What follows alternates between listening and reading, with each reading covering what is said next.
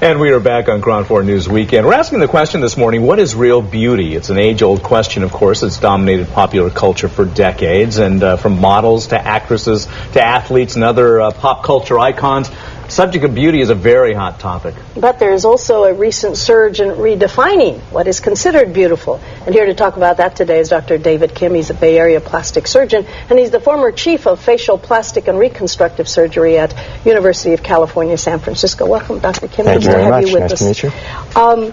Is beauty defined by popular culture or by a society and a generation?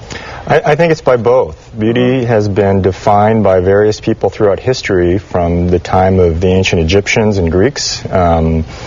Leonardo da Vinci created lots of measurements that tried to define what beauty was, and that was the basis for a lot of the modern teachings of what plastic surgery should try to go for. Looking at this rendering, what is he defining? He's measuring the various landmarks in the face, so the root of the nose, the bottom of the nose, the proportions that define the different subcomponents of the face. And this is the basis of a lot of our teachings in the textbooks that try to tell us what is the ideal aesthetic. Now, when I started looking at this in my training, it bothered me that why would there only be one rigid set of rules? Yes. And as you look across beautiful people of different cultures, different families, you see that there's quite a variation that sometimes deviates from these norms. Let's talk for a second about the different cultures and the perceptions of beauty, because in your research you found that wherever you might go in the world, people are thought of differently in terms of beauty. Absolutely. There's evidence to support the fact that we're all born with an innate sense of identifying what's beautiful, and they think that this is related to evolution, that we have to have the tools to identify an attractive partner so that we could propagate the species. But that's modified by culture, by time. This is a slide from a study showing the differences in women in fashion magazines. And as you can see from the left to the right, the lower jaw, the lips become a little bit more pronounced through the 20th century. So here's an example of how trends change with time.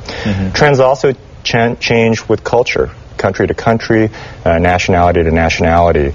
Our basic idea of what is beautiful can be modified by cultural influences. This is a woman from a tribe in Burma.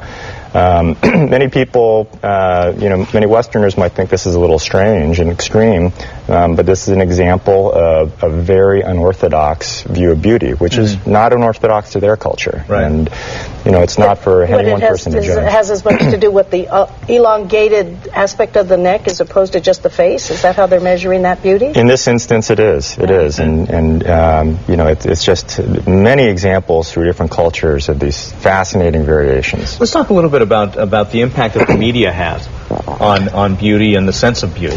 Yeah, it's difficult to differentiate if the media just reflects back what our values are, if the media somehow influences what our values are, and it's probably a little bit of both.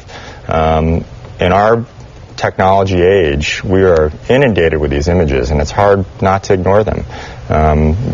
There's a recent documentary called America the Beautiful, which looked at the question of whether media is damaging the perspectives and self-image and confidence of young women and men in particular, and contributing to problems of things like anorexia, bulimia, body dysmorphic disorder. It's a tough question. What causes this obsession, and why do we obsess on one particular look?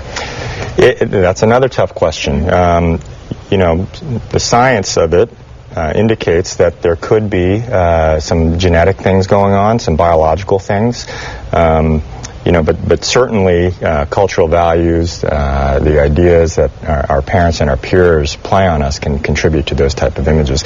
These are a couple of examples of sort of what I think is the modern face of beauty. Jessica Alba and Alec Weck. Jessica from a Latino background, and I believe Alec Weck is a model from the Sudan. And these are not your sort of standard, Caucasian Barbie doll features. So that the whole aspect of beauty is becoming integrated It's as we become a more diverse society. More global and more accepting of individual variations. Xi Zhang and, Julia Roberts, although she is a Caucasian woman, a very beautiful woman, she has some features that defy sort of standard definitions. She has a very prominent, wide smile that adds to her sort of glow and personality, a little wider base of her nose. And if you went back to rigid definitions, all of these models would be a little bit different. That's true. And no one would None dispute. would qualify as beautiful. Perhaps not. But nobody would dispute they're all very beautiful. What would Da Vinci say about this? Huh? I don't know. You'd have to resurrect him. In my practice, we'd really try to emphasize unique features and try not to put really rigid metrics on anyone's face. In other words, we're not going to reconstruct you to look like somebody else. We'd love you to love your own beauty, and we just fix it up a little, help it a little. It has to fit with what you want and what you look like. All right, great. Dr. Kim, thank you so much for joining us. That was interesting. Thanks a Thank you lot. so much. My Appreciate it. pleasure.